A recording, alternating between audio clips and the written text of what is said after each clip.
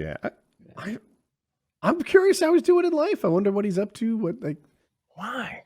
Are you also considered truly why? Like who else are you curious about? Like, hey, I wonder what. I guess it's a natural state for me. I think that about people I went to high school with. I was about to use that as an example. Like, do Yeah. you care about that guy you went to 8th grade with that moved to Seattle that summer? Like, I just want to know who died. Yeah, you probably aren't actively thinking, like, you don't wake up every morning and you're like, what is Miss Kim from 8th grade class? Like, what is she doing? But sometimes, like, recently I had a friend from high school text me and they said, yo, a friend of ours or a mutual past friend of ours sent me this photo with us in it. And I like looked in the background and I saw somebody dressed up super weird. It must have been like Spirit Week. And I'm like, what are you up to? Like now I'm just curious, like, are you alive still? And he got fat and he runs like a medical wing in a university. So, you know what I'm wondering? That's what he's up to? Question. That's interesting. Yeah, I guess so. I'm wondering how Mrs. Monty's tits are holding up. My 7th grade English teacher. They were that really enormous. Miss Monty was probably the name not of well. Miss Monty is the name of my college guidance counselor from high school that I was just talking to this morning because I'm friends with her. And I was like, what? I was like, what the fuck? Does she have tits bigger than your head too? Bigger than my head?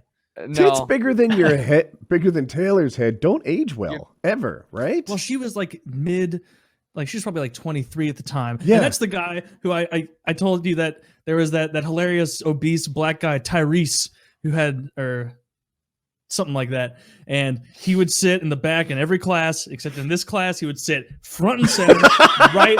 And Miss Monty would sit there with her giant fucking it was like, you know, at the time, like you're in 7th grade, you don't really know the norms. But like if Taylor of right now walked in, I'd be like, taking her aside, be like, do you think this is an appropriate way to dress in front of 12-year-old boys? Do you think they're learning anything about exposition or writing? No, of course not. Your enormous tits are hanging out. They're learning about life, Taylor. There, and she would sometimes not wear underwear. Lesson.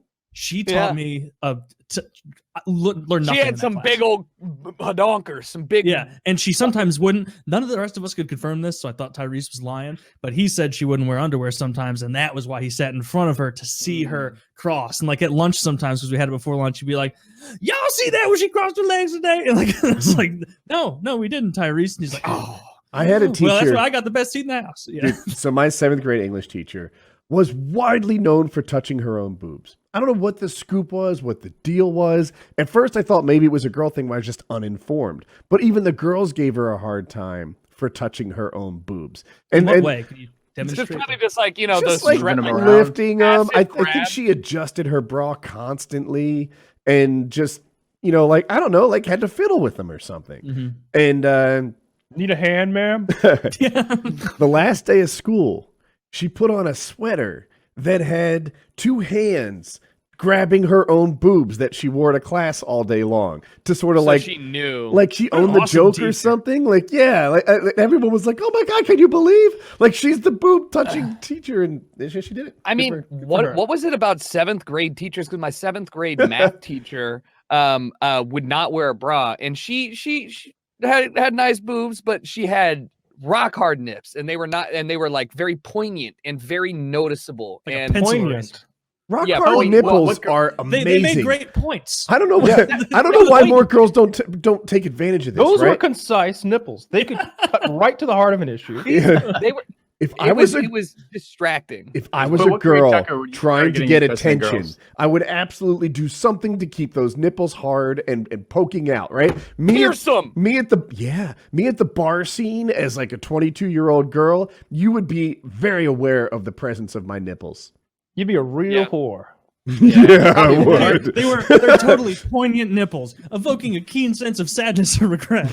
This is Stephen King. According to Webster, poignant nipples. A sense of sadness and regret because you never got to suck them, maybe. Yeah. I love when people like 2 words sound a bit alike and they completely like Michael Scott when he's giving that wedding toast. He's like, "It's a wedding." He goes, Webster defines a wedding as the fusing of 2 metals with a hot torch. And you're like, that's welding, you asshole. That is really funny. That's a good thing. We all know webbing is the space between a duck's toes. We do. Or your inbred cousin's fingers.